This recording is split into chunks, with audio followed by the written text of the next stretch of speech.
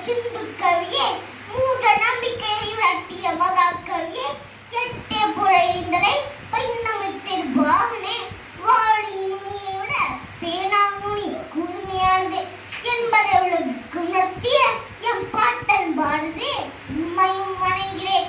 நான் எடுத்துக்கொண்ட தலைப்பு பாரதி கண்ட புதுமை பெண். பெண்மை போற்றது கூடியது, பெண்மை மென்மையானது, பெண்மை மேன்மையானது, பெண்மை சிறப்புக்குரியது. அதனால் தான் பல உயர் பதவிகளில் பெண்களின் மதிப்பத்தைக் கண்டு உயர்ந்து நிற்கிறோம். ஆணாதிக்கத்தை எதிர்த்து பெண்கள் அடக்குமுறையை கண்டித்து பெண் விடுதலைக்காக போராடியவர் பாரதியார். பாரதியாரின் எதிர்பார்ப்பு, ஏக்கம், கனவு, வேட்கை இவை அனைத்து கலந்து உருவாக்கிய கற்பனை பெண்ணே புதுமை பெண். துன்பம் தீர்வது பெண்மையால் என்று பாரதி உறுதிப்படக்கூடியதால் தான் நம் துன்பம் காணாமல் போனது. பெண்களை படிப்பறவில்லாதவர்களாக்கி